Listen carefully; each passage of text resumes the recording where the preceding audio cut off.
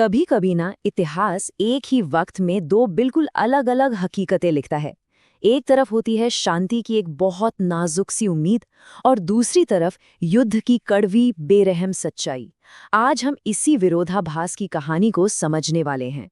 जरा सोच कर देखिए, एक तरफ अबू धाबी के किसी शांत कमरे में दुनिया की बड़ी बड़ी ताकतें शांति पर बात कर रही थीं, और ठीक उसी समय हजारों किलोमीटर दूर यूक्रेन का आसमान धमाकों से दहल रहा था। मतलब एक ही कहानी के दो ऐसे पहलू जो एक दूसरे से बिल्कुल उलट थे, वो एक साथ घट रहे थे। तो चलिए सबसे पहले बात करते हैं डिप्लोमेसी की। आखिर अबू धाबी में हो क्या रहा था और कौन कौन लोग इसमें शामिल थे। तो बात है 24 जनवरी 2026 की। अमेरिका, रूस और यूक्रेन के डेलीगेट्स दूसरी बार एक टेबल पर बैठे थे। मकसद था लगभग 4 साल से जो जंग चल रही है उसे खत्म करने का कोई रास्ता निकालना। और देखिए, ये कोई आम मीटिंग नहीं थी। इसमें अमेरिका की तरफ से राष्ट्रपति के बेहद करीबी सहयोगी स्टीव विटकॉफ और जैरेड कुशनर थे।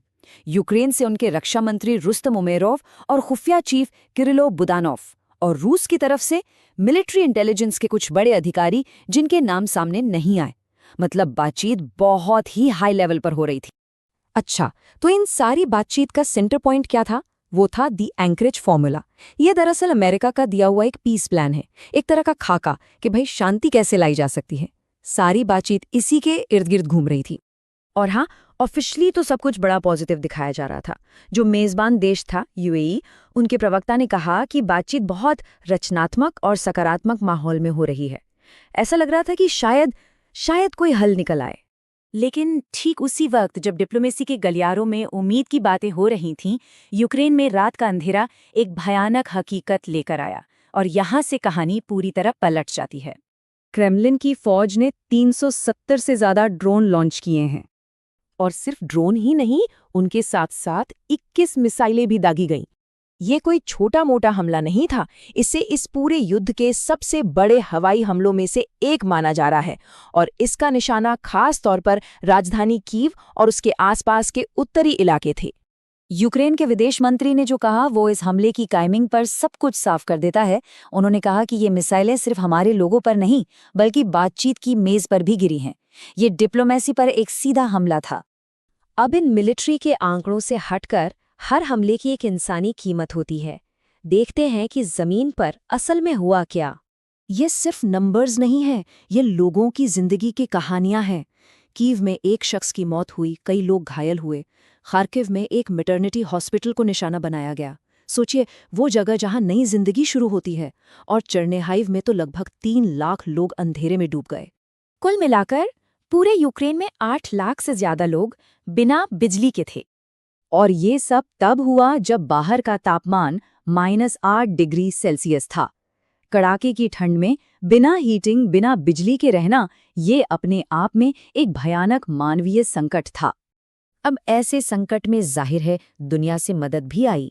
यूरोपियन यूनियन ने फौरन सैकड़ों जनरेटर भेजने का वादा किया ताकि कम से कम हॉस्पिटल और स्कूल जैसी जरूरी जगह चलती रहें।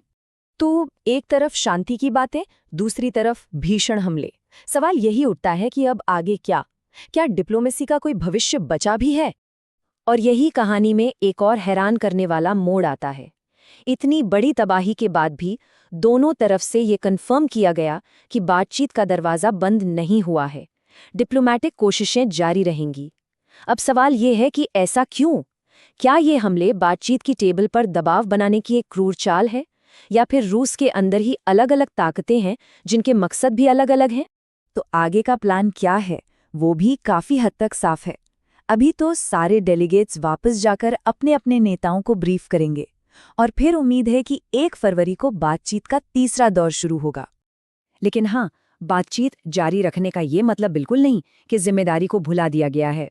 जैसा कि यूक्रेन के राष्ट्रपति ज़ेलेंस्की ने साफ कहा कि बातचीत अपनी जगह है, लेकिन इस जंग को खत्म करने की असली जिम्मेदारी तो मॉस्को की ही है।